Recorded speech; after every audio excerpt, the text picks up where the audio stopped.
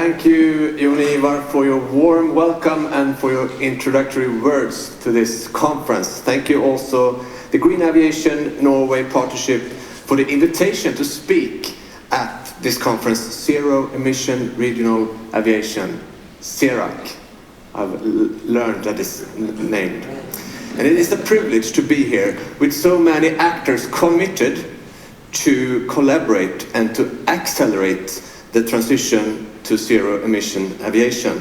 And talking about commitment, I think that's actually was needed, and I'm very happy and thankful for the commitment from Jon Ivar and the Norwegian government when it comes to cooperate on a Nordic level to actually achieve this, to create the good conditions and prerequisites to actually see electric aviation in the air as soon as possible. And actually, it's already planes in the air. I had the privilege to fly one myself last month, and I've done it before in Skellefteå in Sweden. We know the small electric aviations, but what we now see is big plans. I will come back to that later, for actually having electric planes in the air in the Nordic countries in just 5 years maybe. We will hear about it later. But I think that's very important with this commitment when it comes to create, as I said, the conditions. And Jon Ivar and I had the privilege to sign the declaration on electric aviation that Jon Ivar mentioned in Gothenburg earlier this year in August. Together with Finland and Denmark and Norway and Iceland, I think that we can create, Iceland may be a little bit further on actually, but we can create a good market for electric aviation and be on the forefront on a global level. And for the Swedish government, it is self-evident that efficient, climate-friendly and functional transport system must include all modes of transport: road, rail, shipping and aviation.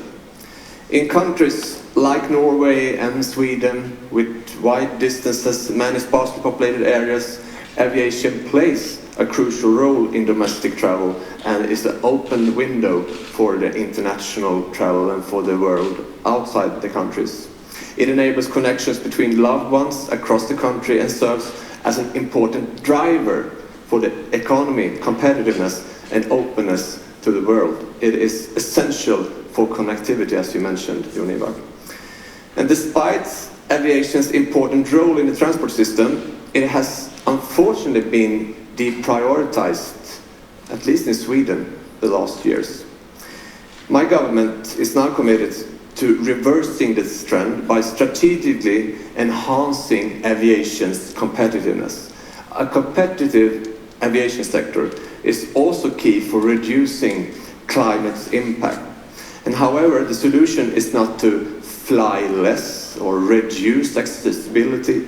Instead, the way forward is to increase accessibility by the introduction of new green technologies such as fossil-free fuels, electric aircraft, more energy-efficient planes, straighter flight routes, and smarter flight procedures, just to mention a few ways to actually reduce emissions.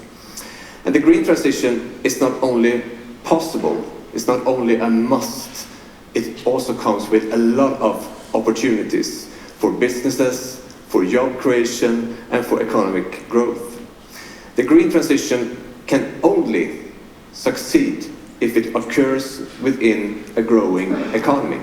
A successful transition requires that individuals and companies have the ability to act, invest, and produce in a more climate-friendly manner, thereby increasing overall prosperity.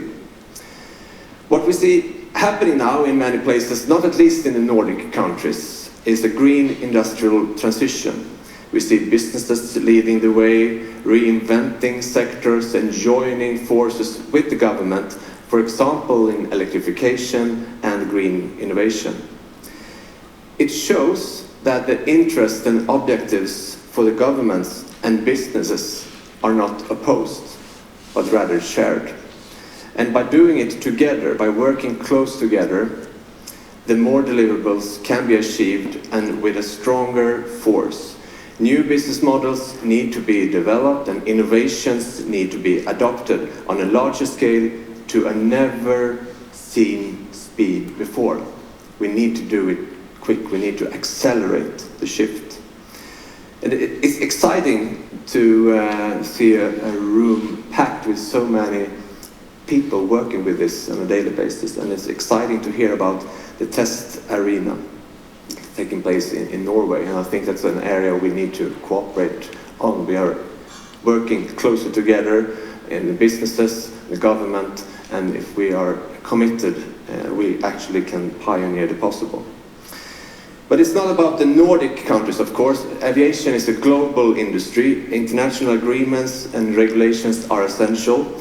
Europe is a leader and driving force in aviation transformation, and the EU has long taken a prominent role in reducing the sector's climate impact. During the Swedish presidency of the EU adopted stricter and more comprehensive policy instruments, such as ending the free allocation of emission permits to airlines with EU ETS and mandating the use of sustainable aviation fuels by a new legislation, Refuel EU Aviation. In light of this, and to further improve the competitiveness of the aviation sector, the government in Sweden has proposed abolishing the Swedish aviation tax in the upcoming budget.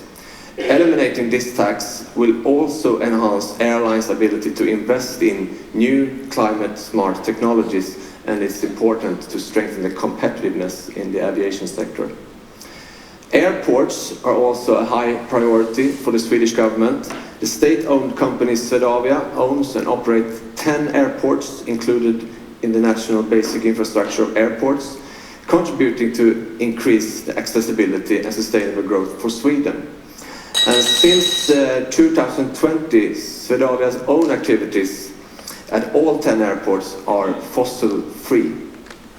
Some of the ministers, when we had the informal minister meeting in Stockholm, didn't believe me when I told that. And sometimes you can discuss what's ahead, what will come in the future, but if we also, together, Nordic countries, can show that this is not just taking place a long time in the future, it's happening now. We see the transition taking place right now. It also changes the conversations and the negotiations in the different political rooms.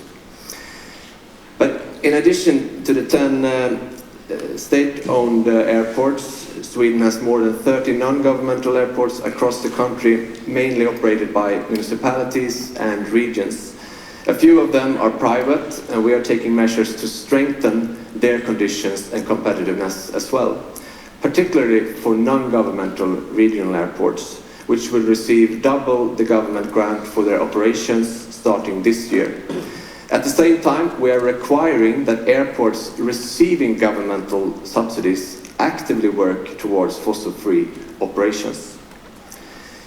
Refuel EU Aviation does not only give a clear timetable for replacing fossil aviation fuel with sustainable aviation fuel within the EU, it also creates a market, a European market for sustainable aviation fuels, for SAF.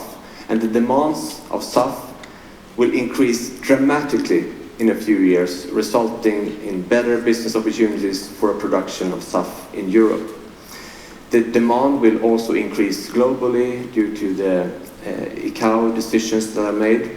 A great number of plants for producing SAF is also planned globally. And I'm very happy that we have a number of planned projects of production of SAF in the Nordic countries, in Sweden.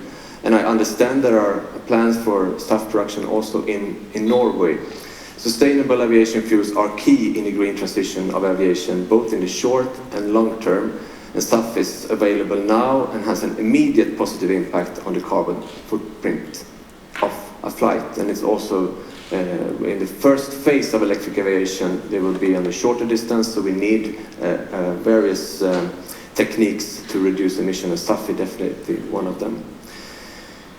Talking about electric aviation, last month I had the privilege to attend the Heart Aerospace Hangar Day in Gothenburg, where Heart Aerospace unveiled its first full-scale demonstrator airplane, marking a major milestone in the development of its regional hybrid electric aircraft. I think Simon McNamara will talk about that maybe later, but I was thrilled, I was very happy to be a part of the event and to, with my own eyes, see the reality, see the future taking place at the moment. It's very promising to see as the introduction of battery-powered electric planes and hybrid aircraft will significantly reduce emissions on regional routes, contributing to a more sustainable aviation sector and also to strengthen accessibility. The Nordic countries are ideally positioned for the early adoption of electric aviation. This transition will create opportunities for establishing new routes, particularly between smaller regional airports, while also enhancing connectivity. It's not just replacing already existing routes, it's also to create more accessibility, more connectivity between our two countries, Norway and Sweden, and the Nordic countries as well. So it comes with a lot of opportunities. The Swedish government is actively working to remove barriers and create conditions necessary to promote the development and commercialization of electric aviation. And as I mentioned in the beginning, and as Jon Ivar also touched, the Nordic Declaration for Electric Aviation is also a very important step to strengthen the commitment, strengthen the cooperation, and to actually see what we can do to support our industry's opportunity to become world leaders in key technologies related to electric aviation. So once again, thank you for the invitation. Thank you, Jon Ivar, for the good cooperation between the Swedish and Norwegian government. We meet a lot of times, Jon Ivar and I, and despite the topic on the agenda where we meet also the Nordic colleagues, it often ends up us speaking about electric aviation. We can discuss different EU measures on all modes, but to the end of the discussion, some of us always raising the question, what's the next step on aviation? What's the next step to promote the market? And that's why I was so happy and proud when we hosted this Nordic minister meeting during the Swedish presidency of the Nordic Council this year, that we can agree together with our Nordic colleagues on this electric declaration. I'm convinced that bringing private and public stakeholders together, like in this event, is a recipe for achieving a fossil-free and competitive aviation sector. So I wish you a successful day, and I'm very happy to see you, and I'm curious to hear about reports from this hopefully fruitful conference. Thank you again for the invitation.